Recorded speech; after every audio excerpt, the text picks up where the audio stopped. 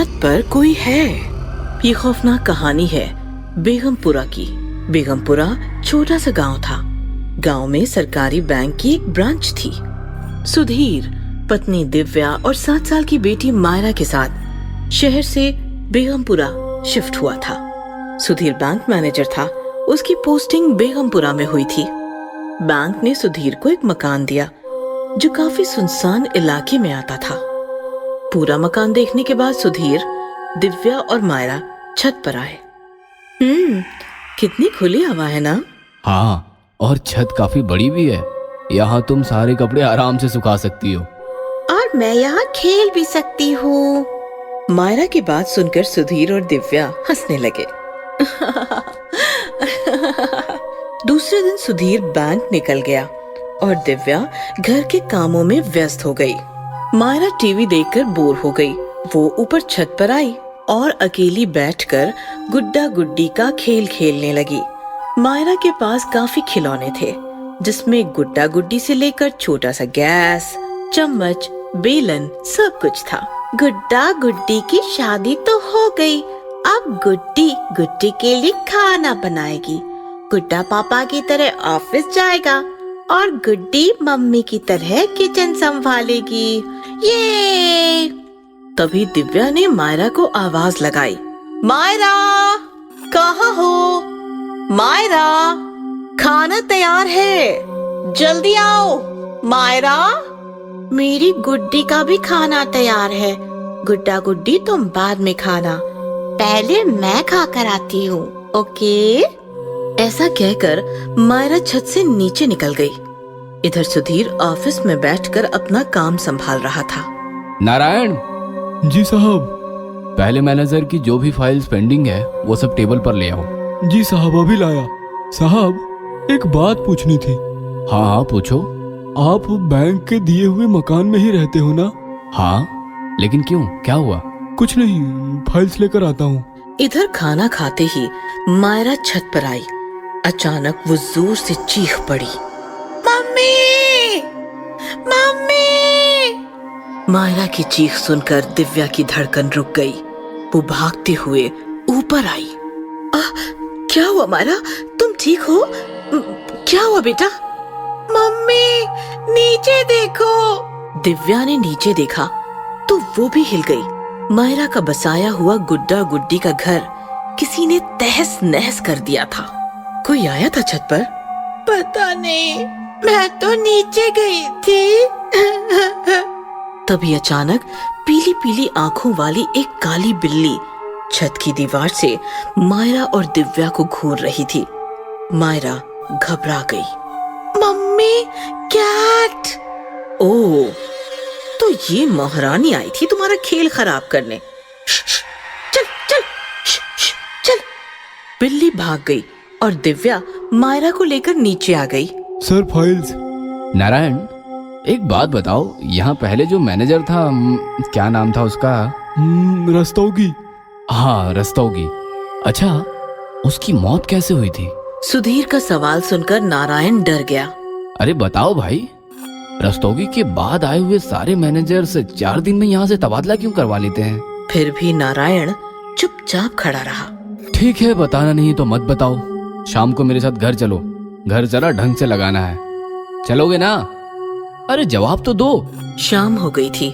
Myra cartoon देख रही थी। दिव्या आंगन में तुलसी के सामने दिया जला रही थी। अचानक हवा का तेज झोंका आया और दिया बुझ गया। ओहो!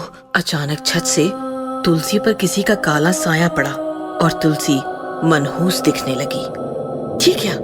छत पर कोई है शायद। दिव्या ने पीछे मुड़कर छत की तरफ देखा तो एक साया भागता हुआ नजर आया। कौन है? कौन है छत पर? मायरा! मायरा! मम्मी, मैं कार्टून देख रही हूँ, please don't disturb me. Myra तो हॉल में है, तो फिर जरूर छत पर कोई है। दिव्या सीढ़ियां चढ़कर ऊपर आई तो छत पर कोई नहीं था, लेकिन झूला झूल रहा था जिसकी मनहूस किरकिरी आवाज इरिटेट कर रही थी और टिपॉय पर कोई जलती हुई सिगरेट छोड़ गया था। सिगरेट? सुधीर तो लौटा भी नहीं, फिर ये सिगरेट किसकी है? तभी अचानक नीचे किचन में जोरदार आवाज हुई और फिर मायरा की चीख, मम्मी! दिव्या भागती हुई नीचे आई। किचन में दूध का बर्तन फर्श पर गिरा पड़ा था। सारा दूध फैल गया था।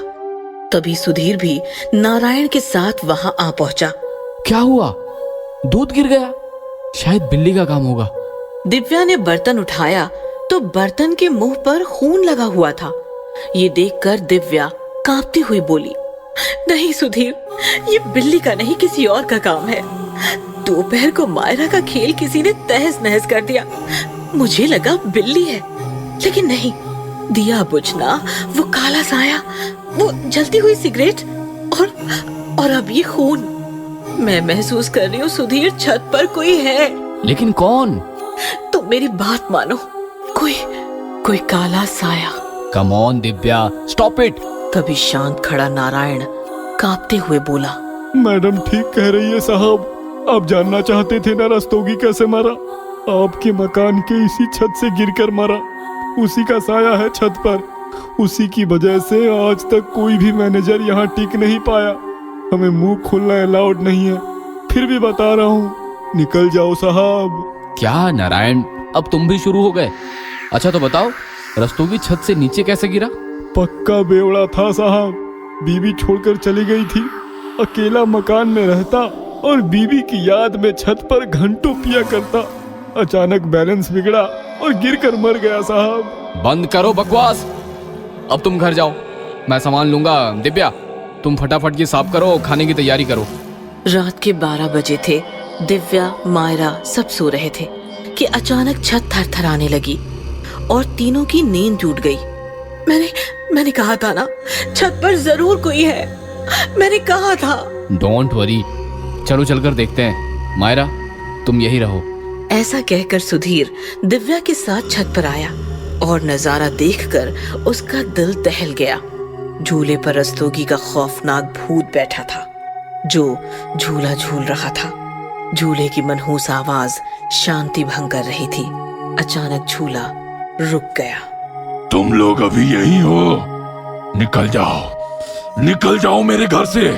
रस्तोगी, क्यों सबको परेशान कर रहे हो? मैं बात नहीं दोहराता। कल सुबह तक का टाइम है, निकल जाओ, नहीं तो तुम्हारी बच्ची कल मेरे साथ झूला झूल रही होगी। सुधीर चलो यहाँ से, चलो प्लीज चलो।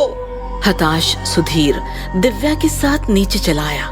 रात भर दोनों मिलकर पैकिंग करते रहे और सुबह होते ही मायरा के साथ मकान छोड़कर शहर निकल गए।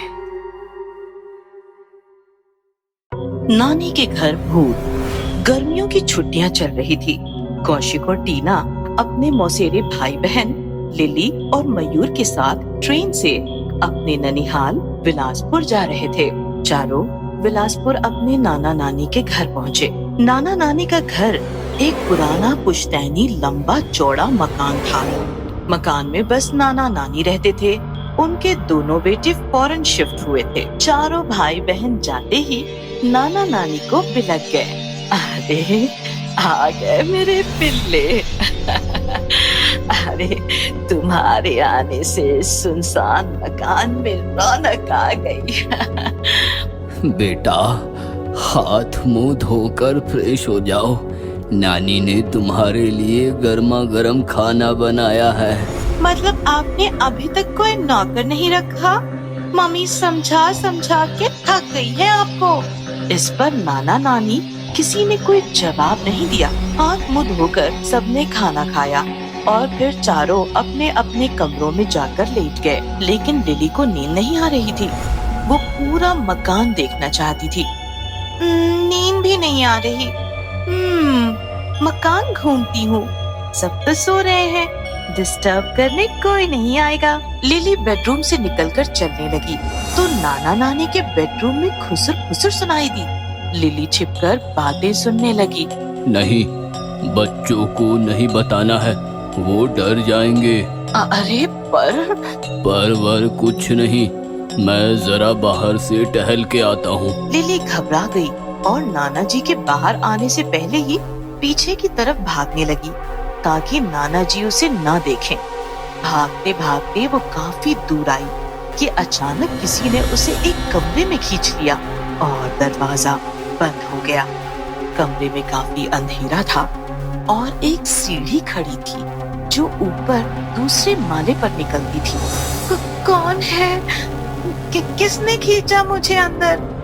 टीना, मयूर, मैं जानती हूँ तुम लोग ही मस्ती कर रहे हो। तभी अचानक लिली की पीठ पर किसी ने हाथ रखा। लिली ने पीछे मुड़कर देखा तो उसकी रूह कांप गई। एक भयंकर भूत खड़ा हंस रहा था। लिलिया बिटिया, आओ मेरे पास, आओ।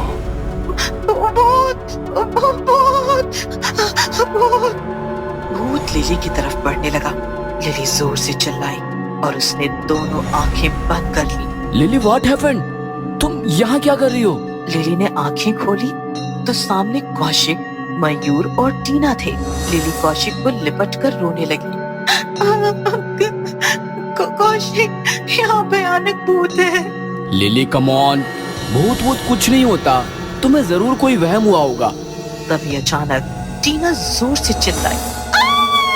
क्या हुआ? टीना ने सीढ़ी की तरफ इशारा किया। सीढ़ी पर वही भूत बैठा था। भूत देखकर सबकी हालत खराब हो गई। बच्चों, पहचाना मुझे? मैं तुम्हारे साथ खेला करता था, तुम्हें झूला झुलाया करता था।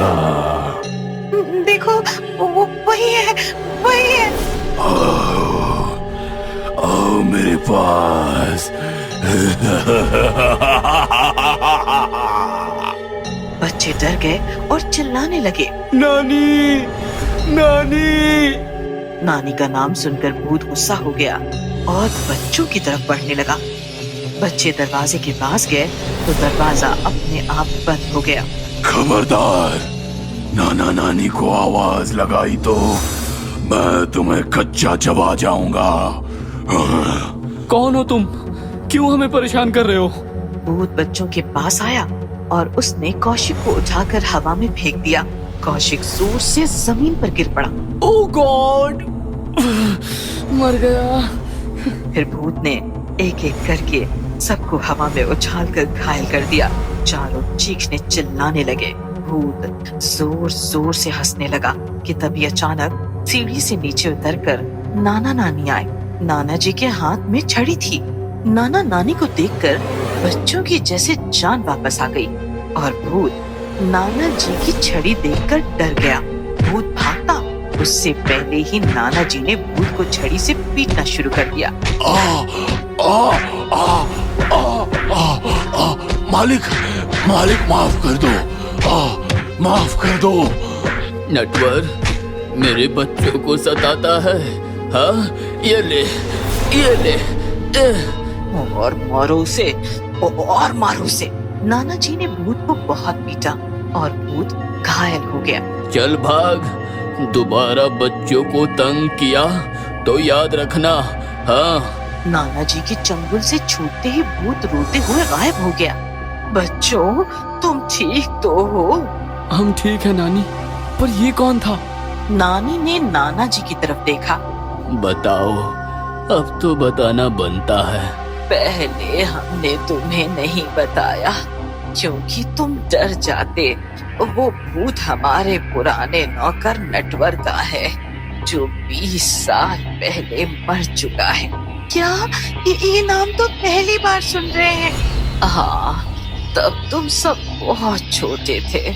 तब नटवर ही तुम्हारी देखभाल करता था, लेकिन एक दिन उसकी मौत हो गई और उस दिन के बाद हमने ठान ली कि हम दोबारा कोई नौकर नहीं रखेंगे। नटवर कैसे मरा ये बस हम दोनों को पता है। कैसे मरा था वो? एक रात की बात है। नटवर घर में चोरी करके भागने लगा। कुत्तों ने शोर मचाया और नाना जी जाग गए। नटवर नानी जी से डरता था, भाग न सका तो वापस घर के कमरे में आया। सीढ़ी से ऊपर भागने लगा। अचानक पैर फिसलकर गिर पड़ा और वो मर गया। तब से उसका भूत मकान में भटक रहा है। अच्छा हुआ नाना जी ने उसे सबक सिखाया। अब वो वापस तो नहीं आएगा ना? वापस जरूर आएगा, लेकिन तुम्हें परेशान नहीं करेगा। ये सुनकर बच्चे चिंतित हो गए, लेकिन नानी जी की छड़ी ने कमाल किया था। उस दिन के बाद बच्चों को नटवर का भूत मकान में फिर कभी नहीं दिखा।